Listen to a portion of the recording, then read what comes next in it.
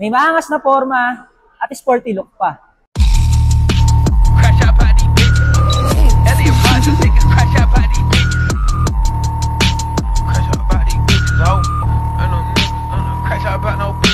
Hi guys, Raymart Marfil here, your trusted Mitsubishi agent. Ngayong araw, quick comparison tayo ng dalawang paborito nating sedan. Mirage G4 GLX CVT na 2025 at itong bagong labas na 2026 model. Tingnan natin kung anong mga nadagdag, ano ang na-upgrade, at kung worth it ba ang 2026 model.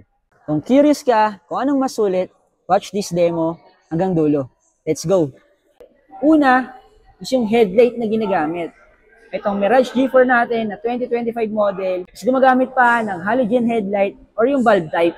Samantalang ang 2026 model is naka-LED headlight with LED DRL. Maliwanag sa gabi, masastig pa sa forma. Pangalawa, naka 15-inch alloy wheels yung 2025 model natin. Samantalang si 2026 model, naka 15-inch two-tone alloy wheels na may maangas na forma at sporty look pa. Pangatlo, normal braking system ang gamit natin sa Mirage G4 GLX 2025. Samantalang si 2026 model is equipped na ng ABS and EBD.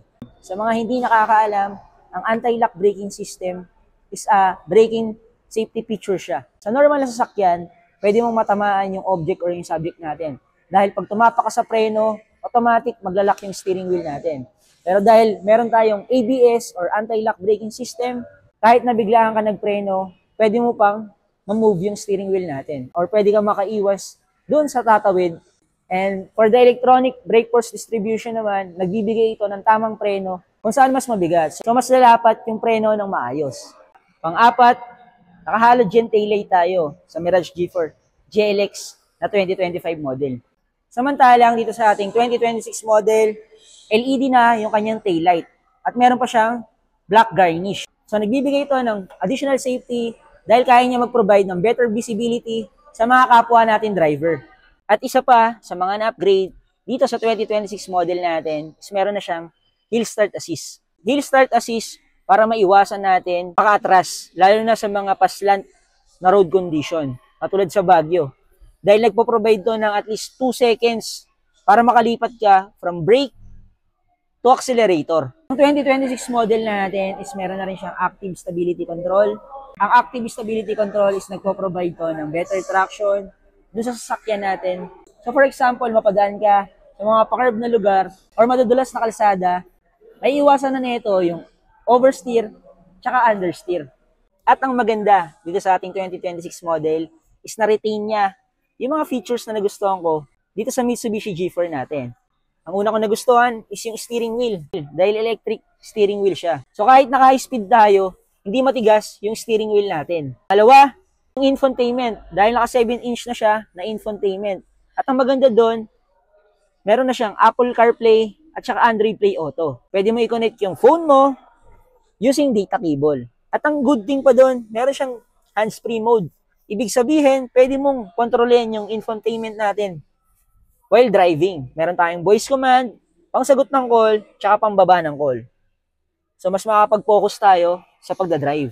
Number 4, meron pa rin siyang child lock. Basta naka-on tong lever natin, hindi mo siya basta-basta mabubuksan dito. Pwede mo siyang gawin sa magkabilang pinto. So, hindi ka mag-worry na pag nagsakay ka ng bata dito sa second row, bigla siyang malaglag. So, meron kang peace of mind. At pang-5, same pa rin. Mirage G4 pa rin ang pinakatipid in terms of gasoline consumption. Dahil in 2026 model natin, kaya niyang tumakbo ng approximately 22 km per liter. At pang-6, meron siyang maluwag na trunk space. So kahit gamitin mo siya pang negosyo, pang personal use, or pang outing, marami kang gamit na malalagay. At ayun na nga mga ka-auto, kung nagustuhan mo ang Mirage G4 GLX CVT na 2026, kung gusto mong malaman kung paano makuha to with 0 down payment at 15K worth of freebies, ako nang bahala sa'yo. Message mo lang ako. Ako nga pala si Raymart Marfil, your trusted Mitsubishi agent. Located nga pala kami sa Mitsubishi Abad Santos. Drive your dream. I got you. Huwag pala kalimutan mag-like, comment, and share para updated ka sa mga susunod nating release.